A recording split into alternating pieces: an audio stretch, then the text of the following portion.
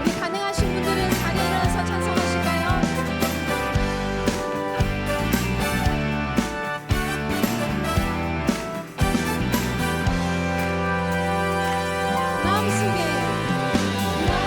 마음속에 근심 있는 사람 주 예수 앞에 나를 열어 슬픈 마음 있을 때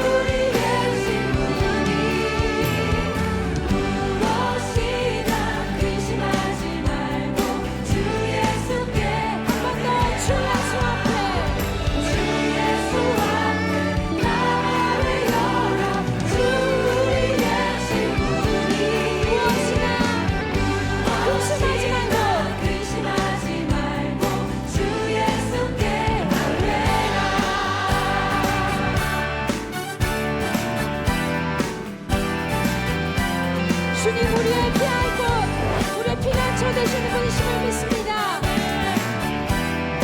우리 함께 이 불치로 고백하겠습니다. 염려하지 말고 염려하지 말고 기도와 간구로 감사함을 같은 힘으로 염려하지 말고 염려하지 말고 기도와 간구로 감사함으로 염려하지 말고 기도와 간구로 감사함을 염려하지 말고 염려하지 말고 기도와 간구로 감사함으로 주 예수 앞에 다 외쳐라 주 우리의 친구니 주 예수 앞에 주 예수 앞에 다 외쳐라 주 우리의 친구니 무엇이나 근심하지 말고 주 예수께 아뢰라 무엇이나 근심하지 말고 무엇이나 근심하지 말고 주 예수께 아뢰라 아멘. 우리의 모든 염려와 근심들을 들으시고 거두시는 주님, 주님을 찬송합니다.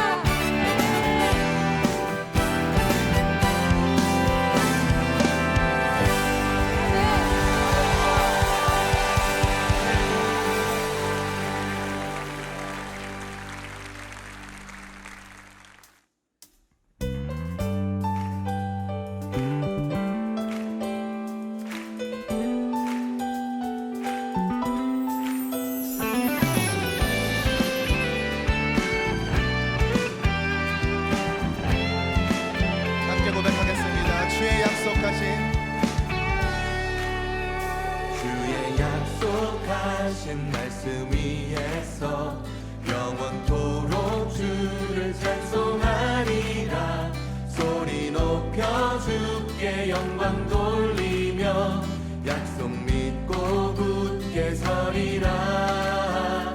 주의 약속하신 말씀 세상 염려 내게 엄습할 때에 말씀으로 힘써 싸워 이기며 약속 믿고 굳게 서리라.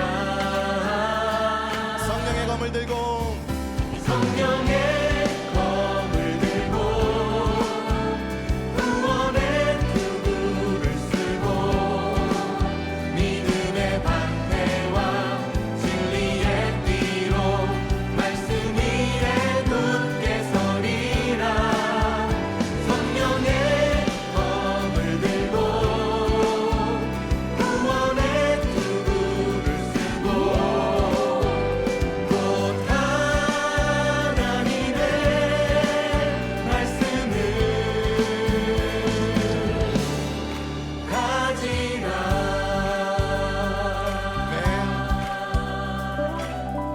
이번엔 3절 4절로 부르겠습니다. 주의 약속하신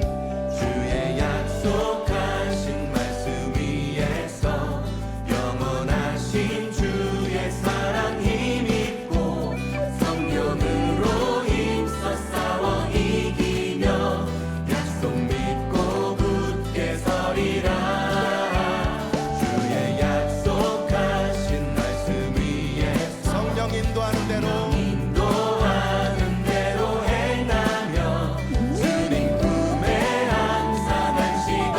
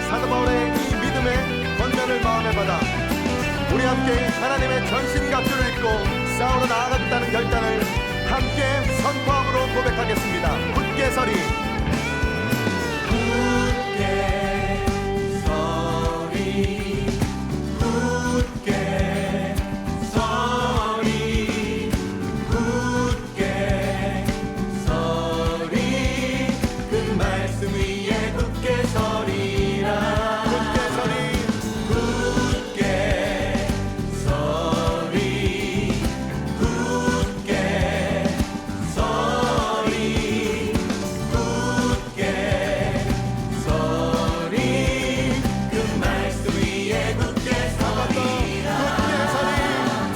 굳게 서리 굳게 서리 굳게 서리 그 말씀 위에 굳게 서리라 성령의 검을 들고 구원의 투구를 쓰고 믿음의 방패와 진리의 띠로 말씀 위에 굳게 서리라 성령의 검을 들고 구원의 투구를 쓰고 곧 하나님의 말씀을 한 번 더 성령의 검을 들고 성령의 검을 들고 구원의 투구를 쓰고 믿음의 방패와 진리의 띠로 말씀 위에 굳게 서리라 성령의 검을 들고 구원의 투구를 쓰고 곧 하나님의 말씀을 가지라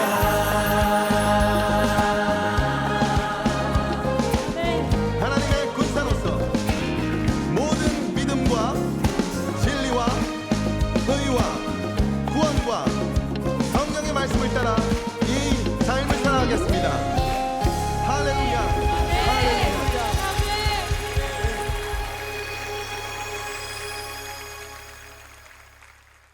사랑하는 성도 여러분, 지난 한 해 동안 수고가 많으셨습니다. 이제 새해의 첫 주간을 맞이했는데 이 시간 우리 사도신경으로 우리의 신앙 고백을 하면서 주님 앞으로 나아가겠습니다. 다 같이 신앙 고백하겠습니다. 나는 전능하신 아버지 하나님 천지의 창조주를 믿습니다. 나는 그의 유일하신 아들 우리 주 예수 그리스도를 믿습니다. 그는 성령으로 잉태되어 동정녀 마리아에게서 나시고 본디오 빌라도에게 고난을 받아 십자가에 못 박혀 죽으시고 장사된 지 사흘 만에 죽은 자 가운데서 다시 살아나셨으며 하늘에 오르시어 전능하신 아버지 하나님 우편에 앉아 계시다가 거기로부터 살아있는 자와 죽은 자를 심판하러 오십니다. 나는 성령을 믿으며 거룩한 공교회와 성도의 교제와 죄를 용서받는 것과 몸의 부활과 영생을 믿습니다. 아멘.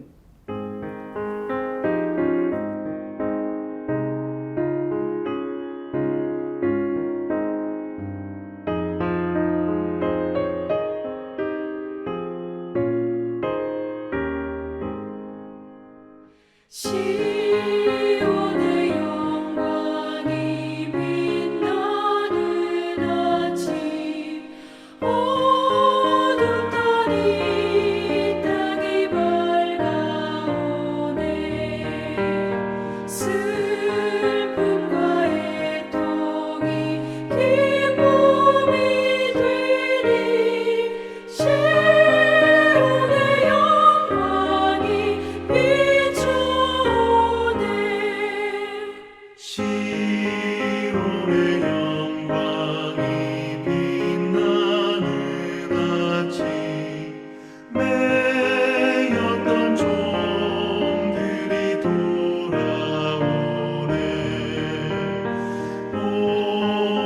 오래전 선지자 꿈꾸던 복을 만민이 다 같이 누리겠네.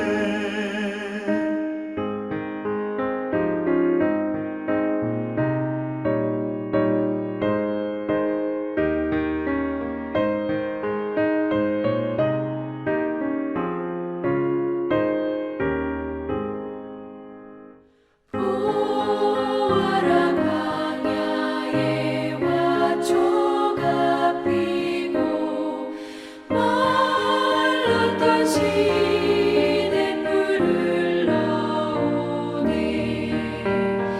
이 산과 저 산이 마주쳐 울려 주 예수 은총을 찬송하네. 땅들아 바다야 많은 섬들아 찬양을 주님께 드리어라. 싸움과 죄악이 가득한 땅에 찬송이 하늘에 사무치네. 아멘.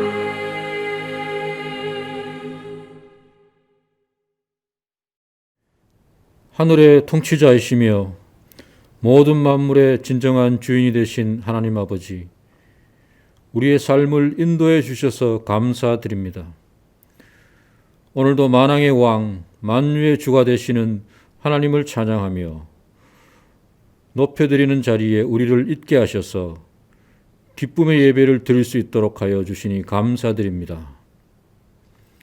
우리의 마음과 정성을 다해 드리는 예배를 기쁘게 연락하여 주시옵소서.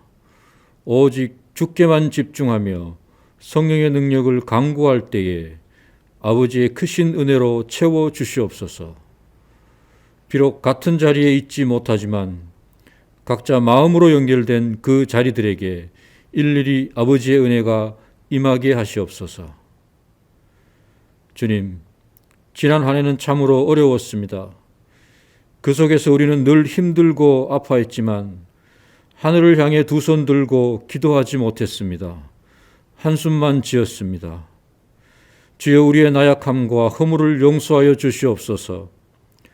오늘 드리는 첫 예배를 통하여 진정한 하나님의 능력에 의지하는 영혼들이 되게 하여 주시옵소서.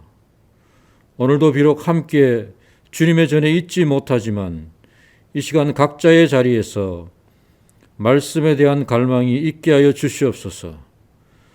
하나님을 인생의 주인으로 모시고 우리가 처한 어려운 환경에 굴하지 않게 하여 주시옵소서.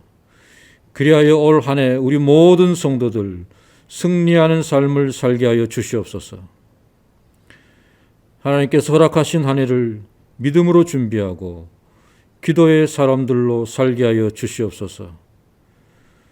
경제적인 어려움, 교제하지 못하는 우울함, 교회를 비난하는 사회 속에서도 우리 그리스도인의 정체성을 잃지 않고 각자의 영혼을 지키며 승리하게 하여 주시옵소서. 오늘도 변함없이 담임 목사님의 말씀을 듣습니다. 온라인이지만 집중해서 듣게 하여 주시옵소서. 마음에 새기며 듣게 하여 주시옵소서. 또한 올 한 해도 목사님을 영육간의 강건함으로 채워 주시옵소서. 오늘도 방송을 제작하며 예배를 준비하는 손길들에게 상급을 주시며 오늘 혹시나 온라인 예배를 드리지 못하는 성도가 있으면 기억하셔서 동일한 은혜를 내려 주시옵소서. 아버지, 이제는 전 세계가 올해는 이 고통스러운 질병에서 벗어나기를 원합니다.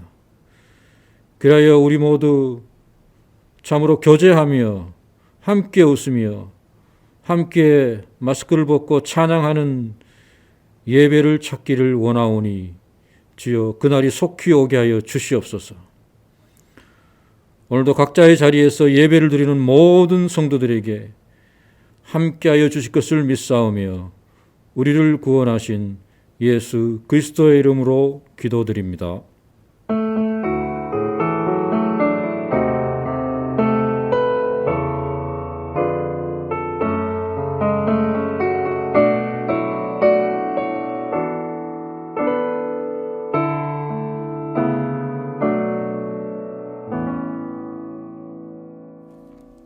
이제 다 같이 하나님께서 오늘 우리에게 주시는 말씀 함께 보시도록 하겠습니다.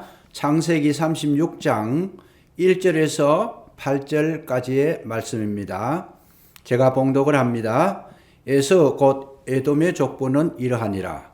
에서가 가나안 여인 중 헷 족속 엘론의 딸 아다와 히위 족속 시본의 딸인 아나의 딸 올리바마를 자기 아내로 맞이하고 또 이스마엘의 딸 느바요의 누이 바스맛을 맞이하였더니 아나는 엘리바스를 에스에게 낳았고 바스맛은 르우엘을 낳았고 올리바마는 여우스와 알람과 고라를 낳았으니 이들은 에서의 아들들이요 가나안 땅에서 그에게 태어난 자들이더라.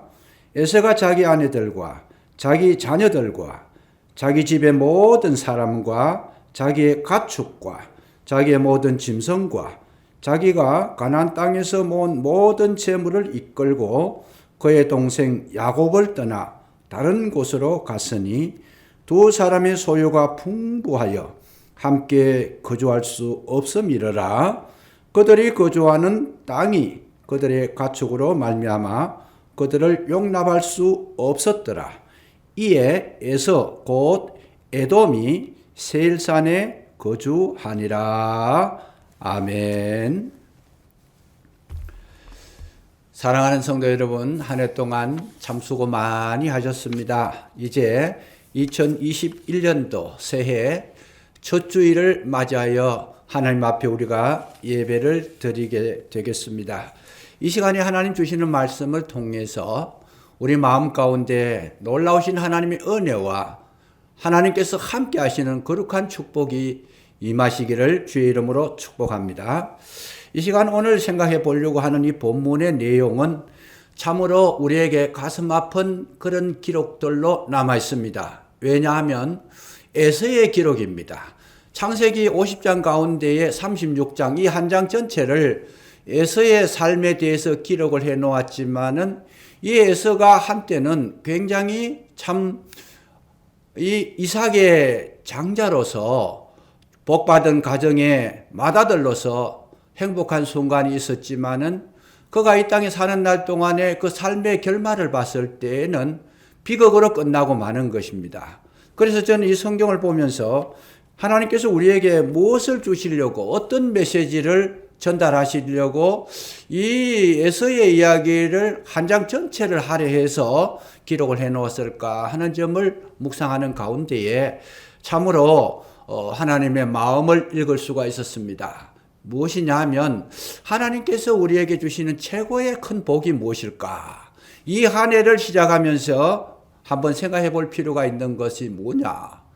사람에게 제일 큰 복은 모든 사람들 가운데에서 여러 가지 방향으로 생각해 볼 수 있는 그런 내용이지만은 진짜 복을 찾기가 어려운 겁니다. 어떤 사람은 돈을 많이 버는 것이 축복이라고 생각을 하고, 어떤 사람은 건강한 것이, 어떤 사람은 자기가 성공하는 것이, 어떤 사람은 자기의 목표가 달성되는 것이, 어떤 사람은 정말 그냥 행복한 가정을 이루는 것이, 나름대로의 모든 사람의 복의 개념을 달리 가질 수 있습니다. 그러나 하나님께서 우리에게 주시는 복이라는 것이 무엇일까를 한번 생각해 볼 때에 저는 이 본문을 통해서 느낄 수 있는 것은 하나님께서 우리에게 제일 크신 그 축복 주시는 복이 무엇일까? 깨닫는 복이라는 것을 알게 되었습니다. 사람이 잘못되는 경우는 왜 잘못될까? 깨닫지 못해서 그렇다는 거예요.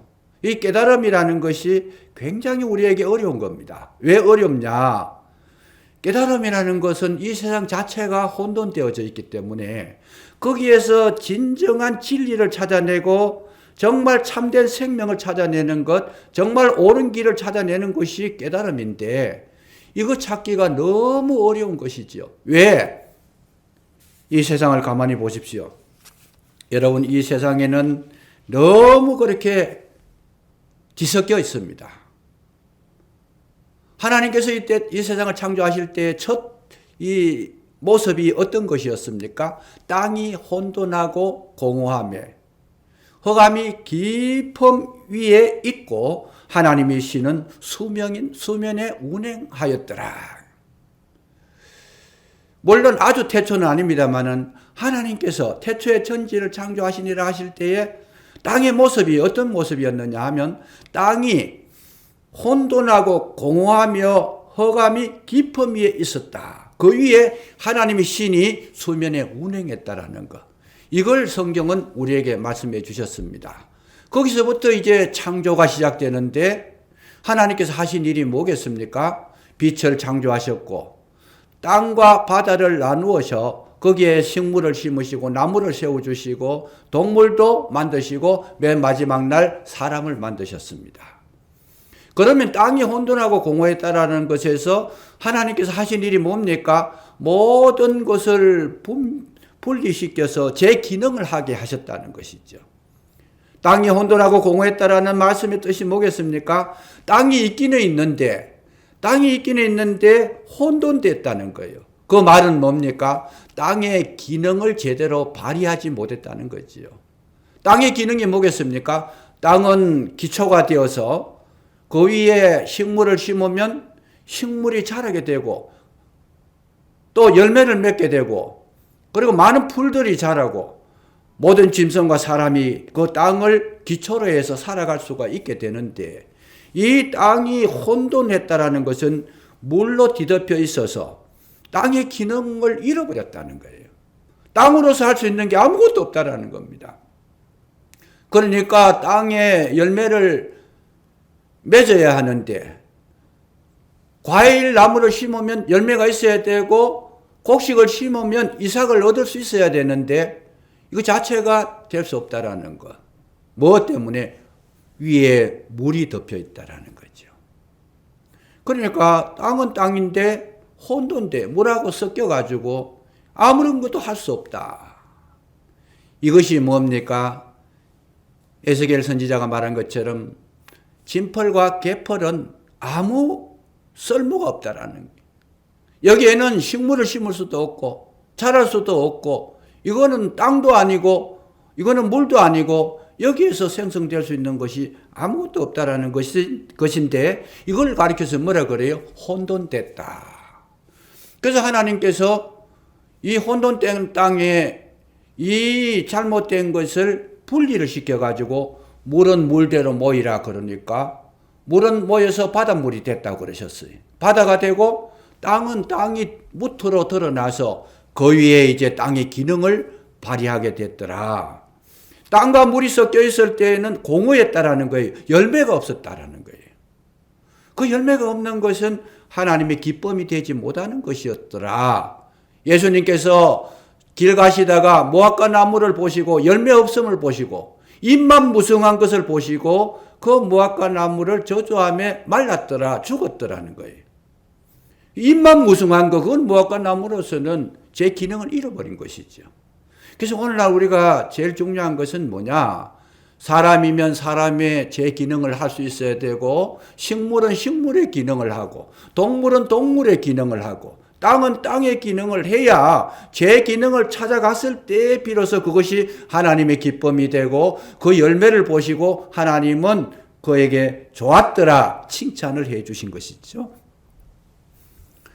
오늘날 우리에게 있어서 땅이라는 것은 뭘 상징합니까? 마태복음 13장에 보면 씨 뿌리는 비유가 나옵니다. 거기에 4가지 밭이 나오는데 땅에서 이루어지는 일인데 제일 좋은 밭이 뭡니까? 옥토라는 거예요. 그 옥토는 심은 대로 열매를 거두는 것. 이것을 하나님께서 가장 기뻐하시는데 그 4가지의 밭의 종류는 우리 마음밭을 상징한 것이죠. 근데 우리 마음밭을 상징한 것인데 여기에 얻어질 수 있는 것은 우리 마음이 정말 많은 열매 30배, 60배, 100배의 결실함을 얻는 것이 옥토가 된다라는 건데 하나님 말씀이 우리 속에 심령에 떨어져서 거기에 대해서 우리가 깨달음을 얻고 말씀에 반응을 하고 말씀에 순종했을 때에는 이런 놀라운 그런 열매를 경험할 수 있다라는 것인데 이 밭은 뭘 말하는 거? 우리 심령을 상징했던 것이지요. 그런데 이제 물이라는 것이 뭐냐? 그 밭의 기능을 잘 못하게 하는 어떻게 중단시키는 해방을 하는 그런 요소를 가리키는 것이다.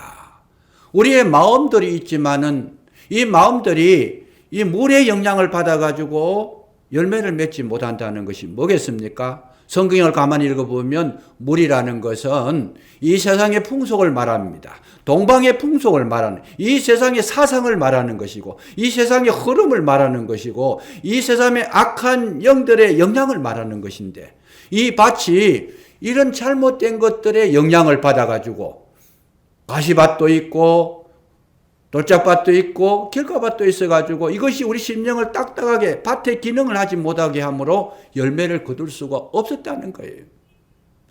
그래서 거기에 대해서 땅의 기능이 뭔가 옥토가 되어야 된다라는 거, 모든 세상의 사상이라는 거, 잘못된 그런 생각들이라는 거, 풍속이라는 거, 유행이라는 거, 이 세상에 흘러가는 흐름이라는 거, 공중권세 잡은 악한 마귀가 끊임없이 그 밭에 심령에 열매를 맺지 못하도록 해방을 하는 것인데 열매를 맺지 못하도록 하는 것의 특징이 뭐겠습니까? 깨달음이 없다라고 하는 거예요.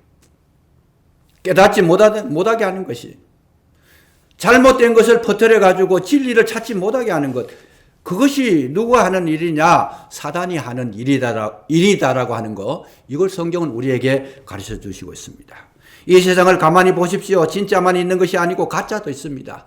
진리만 있는 것이 아니고 거짓도 있습니다. 옳은 길이 있는가 하면 틀린 길도 있습니다. 좁은 길이 있는가 하면 넓은 길도 있더라는 것이지요.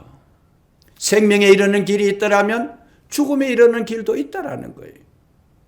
정말 잘 사는 길도 있는 반면에 잘못 사는 길도 있더라는 거예요.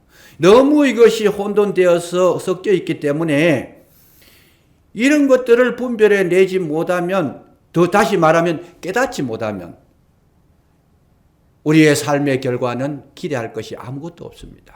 왜 저 사람이 저런 이해할 수 없는 길을 걸어가는가? 그 깨달음이 없었다는 거예요. 알지를 못했다는 거예요. 그래서 예수님께서 제자들에게 하신 말씀이 뭡니까? 너희는 보아도 알지 못하고 들어도 깨닫지 못한다. 이것이 예수님의 마음속에 가장 큰 아픔이었어요. 정말 우리에게 있어서 문제는 뭡니까? 깨닫지 못한다는 거예요. 마태복음 7장 3절 이하에 보면 남의 눈에 있는 남의 눈에 있는 뒷거를 보지 못하면서 내 눈에 있는 들보를 너는 깨닫지 못한다. 그러니까 이 사람은 안하무인이 되어 있는 거예요. 자기 눈에 들보가 있으니까 보이는 게 없어요, 그냥. 왜 저 사람 용감한가? 엉터리 길을 가면서도 왜 저렇게 막 담대하게 갈 수 있는가? 자기 눈에 들보가 있으니까 앞이 안 보이니까 그냥. 물불을 안 가리는 거죠. 깨닫지 못해서 그렇다는 거예요. 잠언 4장 19절에도 보면 각인의 길은 어둠 같아서 그가 걸려 넘어져도 그것이 무엇인지 깨닫지 못하느니라. 악인의 길은 뭐라고 했어요? 어둠 같아서 걸려서 넘어져도 그것이 무엇인지를 깨닫지 못하는 것이다. 그게 바로 악인이라는 겁니다. 시편 49편 20절에도 보면 종기에 처하나 깨닫지 못하는 사람은 멸망하는 짐승과 같다. 그래서 오늘날 우리에게서 제일 필요한 거는 이 깨달음이 있어야 된다라는 건데 이 깨달음을 방해하는 것이 악의 세력이고 어둠의 세력이고 이 세상에 정말 잘못된 그런 무리들, 그런 혼탁한 것들이 우리의 마음을, 심령을 어둡게 했다라는 거죠. 그 생명의 길을 찾지 못하는 거예요. 여러분, 노아의 시대에 주님 뭐라고 말씀하십니까? 홍수가 나서 그들을 다 멸하기까지 뭘 했어요? 저들은 깨닫지를 못했더라. 아니, 노아 할아버지가 왜 배를 짓고 이 방주를 만들고 오랫동안 120년 동안 왜 그렇게 외길을 걸어가는지, 왜 쓸데없는 일을 하는 것인지 저들의 눈에는 그렇게 보인 거예요. 그것도 바다도 아니고 산꼭대기에다가 배를 만들고 있으니까 왜 저러는지 120년 동안 노아가 배를 만들었는데도 불구하고 저들은 깨닫지를 못하였더라. 예수님께서 그 사실을 들어서 제자들에게 말씀을 해 주신 것이고 이 세상에 대해서 경고하신 것이다.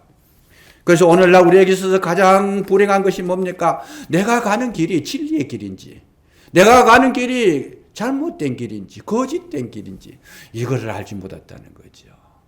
사랑하는 성도 여러분, 오늘 이 시간을 통해서 깨달음이 있으시기를 주의 이름으로 축복합니다. 왜 저 사람이 잘못된 삶을 사는가 깨닫지 못했다는 것이고, 왜 저 사람이 넓은 길을 가는가 진리를 깨닫지 못했다는 거예요. 왜 이 땅을 허랑방탕하게 사는가 진리를 알지 못했다는 것이죠. 그래서 이 시간에 정말 이 새해 첫 주간을 맞이하면서 우리가 어떻게 살아야 할 것인가, 어떤 길을 가야 할 것인가를 정확하게 깨닫고 믿음으로 승리하시는 이 놀라운 한 해가 되시기를 주의 이름으로 축복합니다. 오늘 이 예서의 내용을 우리가 살펴보면서 예서는 그 삶을 비극으로 끝냅니다마는 왜 그랬을까? 저는 깨닫지를 못했다는 거예요.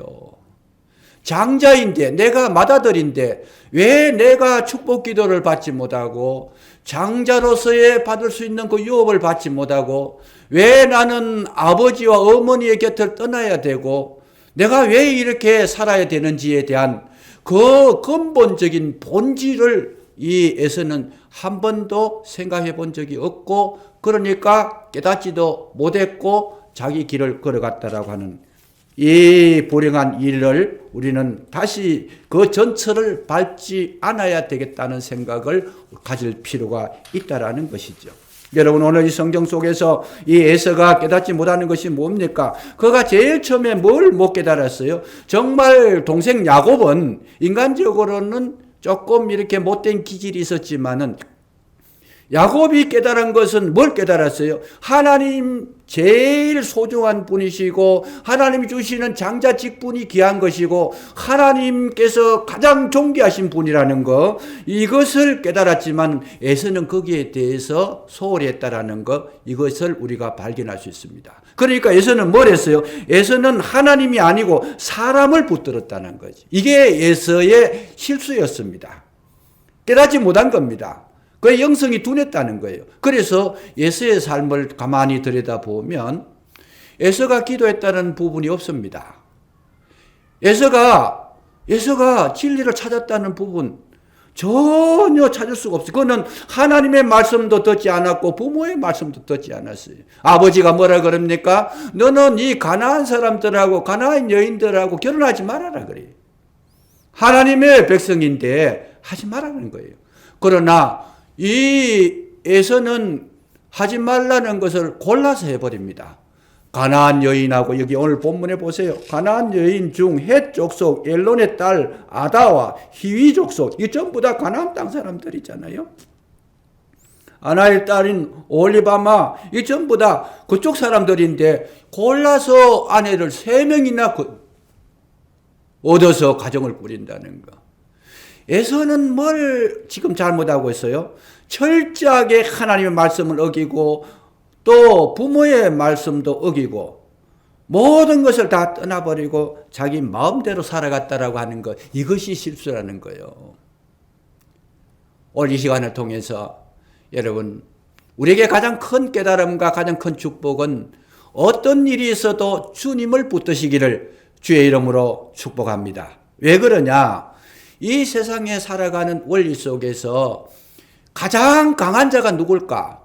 여러분, 돈 많은 자가 있을 수도 있습니다. 세상에 권세 잡은 자가 될 수도 있습니다. 힘 있는 자가 가장 강하다는 거, 그런 개념을 가질 수가 있지만은 정말 강한 자는 누굴까? 그게 아닙니다. 여러분, 가장 강한 자는 하나님을 가슴에 품고 하나님의 말씀을 따라서 순종하며 하나님 제일주의로 살아가는 자가 가장 강한 자가 되는 줄로 믿으시기 바랍니다. 성경 속에 나타난 것을 우리가 살펴보면 누굽니까? 엘리야라고 하는 인물. 이 엘리야는 혼자서 갈멜산에서 바알과 아세라를 섬기는 450명의 선지자들과 대결을 해가지고 하늘에서 불이 떨어져서 제단의 제물을 삼키는 자가 참신을 섬기는 자라는 증명을 해낸 사람이 누구였습니까? 엘리야는 혼자 있습니다. 여기는 450명. 여러분, 이 차이는 어마어마한 거죠. 어마어마한 거죠. 오늘날 우리에게 있어서 가장 중요한 것은 뭡니까? 숫자가 아닙니다. 정말 하나님께서 원하시는 것이 무엇일까? 하나님을 가슴에 품고 하나님을 섬기며 하나님을 두려워하는 자, 하나님을 존중하며 하나님을 믿는 자를 가장 강하게 하셔가지고 450명이 아니라 4,500명이 돼도 저들은 엘리야를 이겨낼 수가 없습니다. 누가 강한 자예요? 엘리야가 강한 자라는 거예요. 성경은 이런 것들을 누누이 우리에게 밝혀주시는 것이 부분에 나타나고 있습니다. 가나안 12정탐꾼 10명의 보고와 2명의 보고로 나뉘어집니다. 10명의 보고는 안 된다는 보고를 하고 2명의 보고, 여호수아와 갈렙의 보고는 들어가면 저들은 우리의 밥이라 이길 수 있다라고 보고합니다. 근데 사람들은 뭘로 봤어요? 물량적으로 본 거예요. 10명이 이야기하는 게 맞지 2명이 하는 게 맞을 수 있느냐? 아닙니다. 여러분, 숫자보다는 뭐가? 정말 하나님의 말씀에 순종해서 가나안 땅을 하나님께서 주시겠다고 약속하셨으니까 그 약속의 말씀을 붙들고 바라본 여호수아와 갈렙은 담대하게 말할 수 있었고 그것이 진리였다라는 거예요. 그래서 저들은 10명의 말을 듣고 어떻게 했습니까? 38년 동안 광야에 다시 뒤로 돌아가지고 다시 광야 생활을 하게 되는 비극의 주인공이 되고 저들은 가나안 땅에 들어가지 못하는 거예요. 왜요? 사람의 말을 믿었더라. 그래서 우리 기독교는 어떤 면에서는 이 민주주의가 아니라는 걸 알 수 있습니다. 우리 기독교는 어떤 겁니까? 사람의 의견을 모아가지고 거기에 결론으로 따라가는 그런 기독교가 아니라 하나님의 말씀 중심으로 하나님이 원하시는 하나님 뜻대로 하나님 기뻐하시는 대로 거기에 순응해서 하나님의 방법으로 살아가는 것이 최고의 축복이라는 것, 이것을 깨닫게 되면 여러분 남은 생애가 가장 복된 줄로 믿으시기 바랍니다. 여러분 영국에 마찬가지입니다. 메리 여왕이 이 캐톨릭에 이 참 신봉하는 자로서 개신교와 대적을 하게 됐을 때에 메리 여왕이 제일 두려워한 사람이 누구였습니까? 스코틀랜드의 거기에 존 낙스라고 하는 사람. 많은 군대, 수많은 군대, 자기가 그들이 군대보다도 존 낙스 한 사람은 더 두려워했다라는 것이 역사적으로 남아 있습니다. 왜 그래요? 존 낙스의 마음에는 진리를 품었고 하나님을 품었고 그가 정말 하나님을 의지하며 정말 하나님 앞에 믿음으로 기도했을 때에 메리 여왕은 그를 두려워하고 결국은 종교개혁이 그 땅에 일어나게 됐다라고 하는 이 사실 우리는 눈여겨볼 수 있어야 되는 것이다. 그 말씀이죠. 그래서 우리가 깨달아야 되는 것이 뭐냐?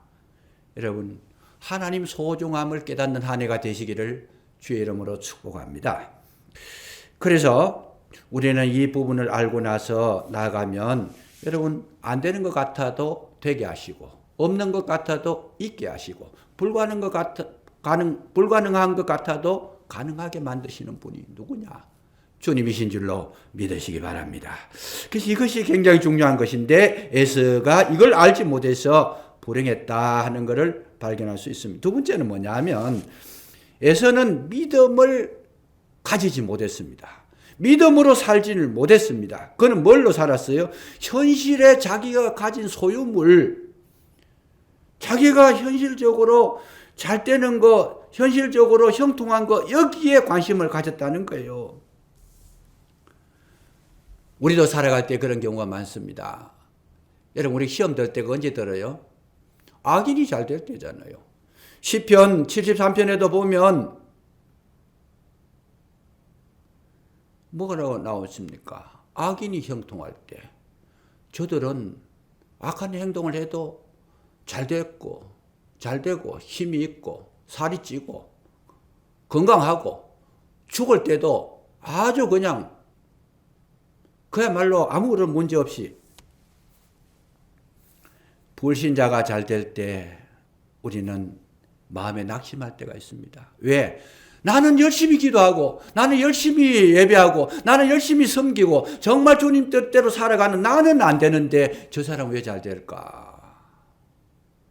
저 사람은 하나님도 모르고 악한 일만 하고 정말 이치에 맞지 않는 불의한 행동을 많이 하는데도 잘 됐을 때 우리는 그것을 보면 흔들릴 때가 많이 있더라 그 말이죠. 그런데 에서는 자기가 얼마나 힘이 있었는지 그 당시에 군사 400명을 데리고 살았다는 거죠. 군사를 키웠어요. 물질도 얼마나 많았는지 그야말로 부족함이 없는 거예요.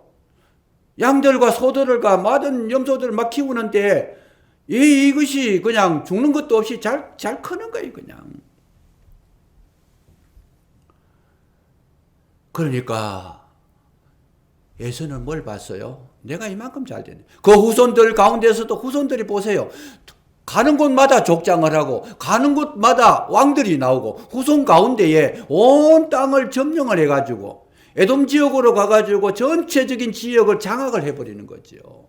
여기에 36장에 나오는 모든 내용이 전부 다 이 에서의 후손들이 얼마나 잘 됐느냐, 얼마나 참 번성했느냐, 현실을 봤을 때에 에서는 만족한 거예요. 이거보다 더 잘 될 게 뭐가 있느냐. 현실에 만족했지만은 하나님은 뭐라고 말씀하십니까?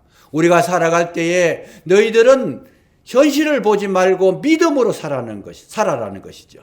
오직 의인은 믿음으로 말미암아 살리라. 그 믿음으로 말미암아 살리라는 것이 뭡니까? 현상을 보는 것이 아니고 하나님의 말씀 중심으로 살아가는 것, 이것이 믿음이라는 것이죠. 그래서 믿음이 좋다라고 했을 때에 그 믿음이 좋다라는 것은 뭐냐? 아무리 힘들고 어렵고 고난을 당하고 문제가 생기고 불투명한 삶 속에 살지만은 그래도 하나님을 바라보는 그 시야가, 그 시각이, 그 시선이 흐트러지지 않고 오직 주님의 말씀을 순종해서 살아가는 그것이 바로 뭐예요? 믿음으로 사는 것이고 믿음이 좋다라고 표현할 수 있다라는 거예요. 믿음이 약한 자들은 뭐예요? 세상 거 보고 자꾸 흔들리는 거예요. 비틀거리는 거예요. 방금 말씀드린 것처럼 다른 사람 잘 되는 거 보니까 아이고 나도 저거 내가 사는 거 잘못된 거 아닌가? 이런 마음이 들었을 때 이미 유혹이 되는 거잖아요. 그런데 믿음이 충만한 사람, 정말 하나님 말씀을 믿고 사는 사람, 하나님을 의지해서 사는 사람은 전혀 그런 데 상관없이 그렇게 굳건하게 살아갈 수 있다는 거 성경은 이것을 말씀해 주십니다. 그래서 뭐라고요? 복 있는 사람은 악인의 길을 쫓지 아니하고 죄인의 길에 서지 아니하고 오만한 자리에 앉지 아니하고 오직 여호와의 율법을 즐거워하여 주야로 묵상하는 자로다. 결과가 뭡니까? 악인은 바람에 나는 겨와 같이 없어진다는 것이고 의인은 뭐예요? 시냇가에 심은 나무와 같이 시절을 쫓아 열매를 맺는다는 것. 잎사귀가 마르지 않는다는 것. 여러분, 우리는 정말 주님을 의지할 때에 헛된 것이 드러나는 그날이 올 줄로 믿으시기 바랍니다. 믿음이 있는 자가 걸어가는 그 길, 이것은 정말 우리에게 있어서 이 세상이 호락호락하지 않습니다. 믿음이 있다라고 해가지고 무조건 잘 된다는 개념이 없습니다. 오히려 하나님께서는 우리에게 너의 마음속에 간직한 기 믿음을 간직하라고 말씀하셨다. 어떤 힘든 시간 속에서라도 믿음을 간직하라고 하시는 이 말씀을 가슴에 새기고 나아가실 때의 결과는 시냇가에 심은 나무가 될 줄로 믿으시기 바랍니다. 세 번째 우리가 이 에서를 통해서 깨달을 수 있는 것이 뭔가 하면은 에서는 그가 살아가는데 시련도 없었고 연단도 없었고 훈련도 없었고 만사 형통했더라. 이게 뭐냐 하면 에서는 자기식으로 살았어도 형통했다라는 거예요. 잘 됐다는 거예요. 그런데 하나님의 백성은 하나님의 뜻대로 살지 않고 자기식으로 살면 안 되게 돼 있다는 거예요. 그러니까 이 부분이 우리에게 있어서 굉장히 중요한데, 하나님의 사람은 반드시 어떤 일을 행할 때에 훈련을 시키시고 연단을 시키셔서, 그러고 난 다음에 하나님의 사람으로 만들어서 살아가게 하시지, 훈련도 없고 연단도 없고 문제도 없고 어려움도 없고 만사가 형통하다고 되는 것이 아니고, 하나님 훈련을 통해서 우리 자신을 만들어가는 것이 1차적인 축복이라는 것, 이걸 우리가 눈여겨볼 수 있어야 된다라는 것이죠. 여러분, 모세를 사용하실 때 하나님께서 뭐예요? 40년 동안 호렙산에 집어넣어서 40년 동안 훈련을 시키셨어요. 하나님만을 바라보게 하는 그 훈련을 시키셨다라는 거예요. 다윗이라고 하는 위대한 성군도 사울에게 쫓겨서 광야에서 수많은 시간 아픔, 고통, 배고픔을 추위와 굶주림을 겪으면서 그가 훈련을 받았다라는 거예요. 아브라함도 여러분 불러가지고 금방 믿음의 조상이 된 것이 아니고 25년 후에 아들 이삭을 얻는 그만큼 많은 훈련을 거치고 난 다음에 그가 믿음의 조상이라고 하는 칭찬을 듣게 됐다라는 것이죠. 하나님의 사람에게서 특징은 뭐냐? 하나님의 사람은 훈련을 통해서 만들어 가신 특징이 있다라는 겁니다. 잘못했다, 우리가 실수했다, 문제가 있다 할 수 있어요. 그러나 하나님의 사람은 뭡니까? 반드시 그것을 통해 가지고 잘못을 깨닫게 하시고 문제를 알게 하시고 길이 틀렸다는 것을 발견하게 하셔가지고 제자리로 돌아오게 하시는 이런 사람들은 뭐냐? 그 사람은 바로 하나님의 백성이라고 하는 특징의 소유자라는 거죠. 이걸 우리가 눈여겨볼 수 있어야 된다는 겁니다. 그래서 정말 하나님의 사람들은 어떤 형상이 나타나느냐? 이 진리를 그 가슴에 품고 그 연단을 통해 가지고 점점 어떻게 해요? 하나님 앞에 가까이 나간다는 거죠. 그래서 하나님의 사람과 아닌 사람, 이 사이를 분별할 수 있는 시금석이 뭐냐 하면 고난이라는 거지요. 고난을 당해보면 하나님의 백성은 뭐래요? 점점 그 고난 속에서 더 아름다워지고 연단되어지고 새로워지고 변화를 받고 점점 하나님 앞에 가까이 나아가는 특징이 있습니다만은, 하나님의 백성, 하나님의 그 은총, 은혜를 입지 못한 자들의 특징은 뭐냐?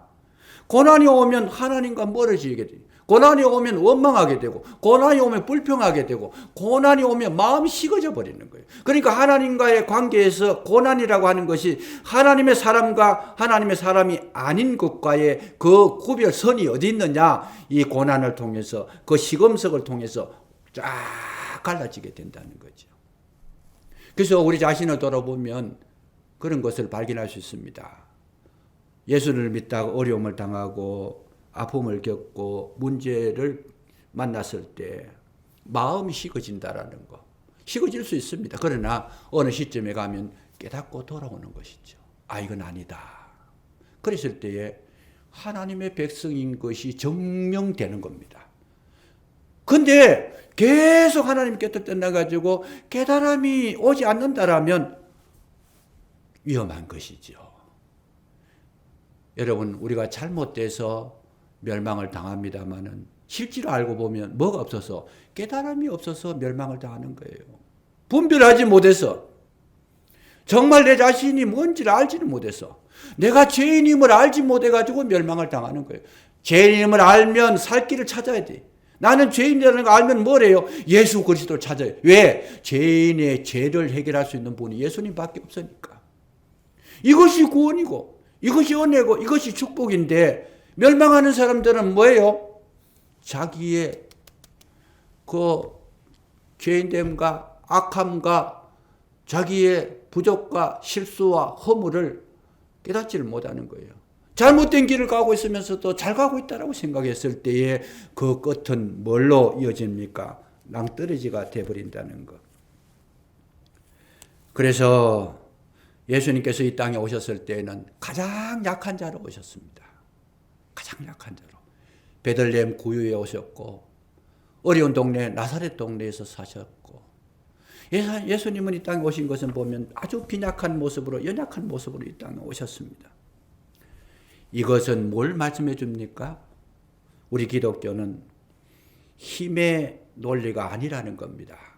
강하고 약한 것에, 많고 적은 것에 이런 논리가 아니고, 기독교는 그리스도가 정말 우리 속에 품성이 되어 있는가, 깨달음으로 말미암아 하나님의 사람이 되어져 있는가, 이것을 말씀하시는 것이, 깨달음이 얼마나 있느냐 하는 이것이 우리에게 기독교의 생명이라는 것을 우리는 알려주시기 위해서 예수님은 연약한 모습으로 우리 속에 들어오시는 것이다.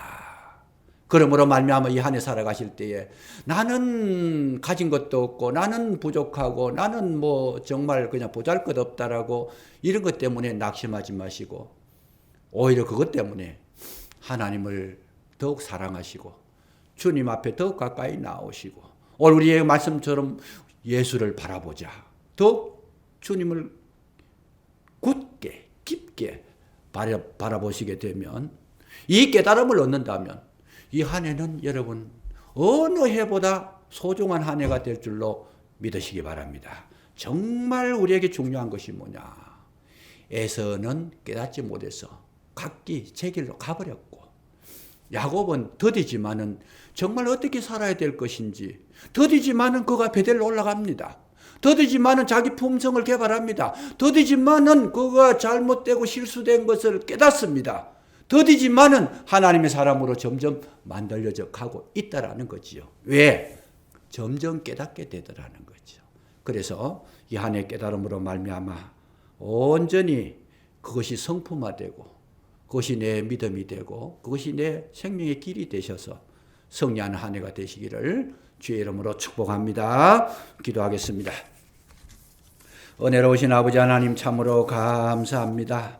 우리를 하나님의 사랑하는 자녀로 불러주셨고, 오늘도 저희들과 함께 하신 그 은혜를 생각하면서 진정으로 하나님의 그 크신 은혜가 얼마나 소중한지를 깨닫게 하여 주심으로 말미암아 날마다 감사하며 살아갈 수 있도록 도와주시기를 원합니다. 날마다 은혜에 참으로 영광을 돌리며 기뻐하며 즐거워하며 감화와 감동을 가진 된 마음을 가지고 살아갈 수 있도록 도와주시기를 간절히 기도하고 원합니다. 비록 부족하지만은, 비록 연약하지만은, 비록 이 땅에 아무 존재가 아닌 것 같지만은 우리는 가장 소중한 존재일 줄로 믿습니다. 왜? 주님이 우리와 함께 하시기 때문에 이 진리를 깨닫고 십자가의 능력으로 말미암아 이 코로나로 말미암아 어두운 전국이지만은 빛을 바라며 살아갈 수 있도록 도와주시고, 산소망을 가지고 살아갈 수 있도록 도와주시고, 담대히 일어설 수 있도록 도와주시기를 간절히 기도하고 원합니다. 이제 2021년도 한 해를 저희들에게 허락해 주셨사오니 이 한 해에는 많은 깨달음을 주셔서 더욱 은혜가 깊어지게 하시고, 더욱 성령 충만하게 하시고, 더욱더 예수 그리스도를 가슴속 깊이 모시고 주님과 동행하는 거룩한 한 해가 되어질 수 있도록 도와주시기를 간절히 기도하고 원하오니 은혜를 베푸사 복된 자가 되게 하여 주시옵소서. 깨달음으로 말미암아 승리하는 한 해가 되게 하여 주옵소서. 예수님의 이름으로 감사기도 드리옵나이다. 아멘.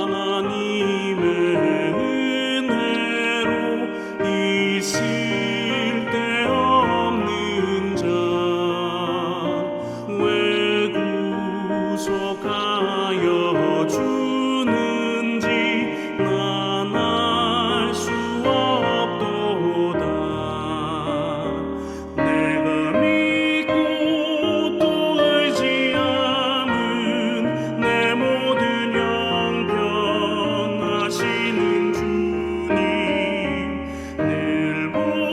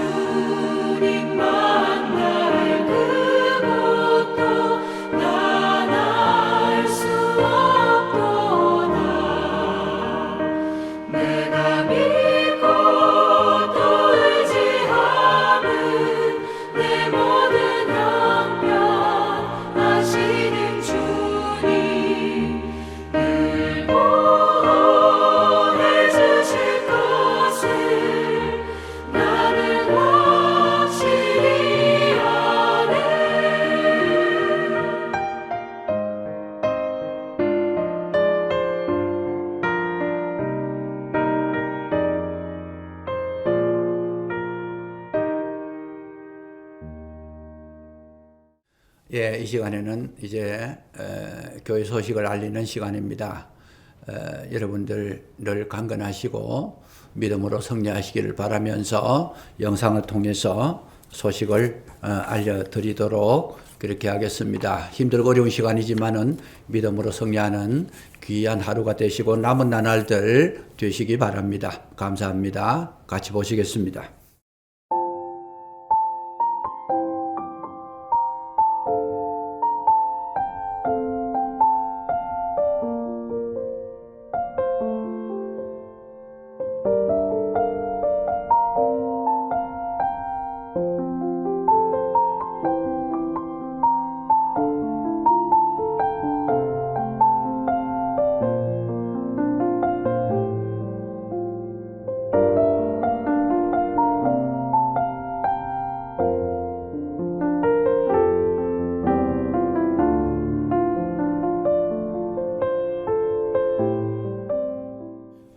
우리 구주 예수 그리스도의 놀라우신 십자가의 구속의 은혜와 우리 아버지 하나님의 무한하신 사랑하심과 성령의 감화감동 위로교통 충만케 하심의 역사가 진정으로 아버지의 그 크신 은혜를 깨닫고 십자가의 도를 깨닫고 성령의 임재를 깨닫고 날마다 주님과 동행하며 믿음으로 승리하기로 결단하는 모든 주의 종들 머리 위에 가정 위에 사랑하는 자녀들 위에 이제로부터 영원히 함께 하옵시기를 간절히 축원하옵나이다.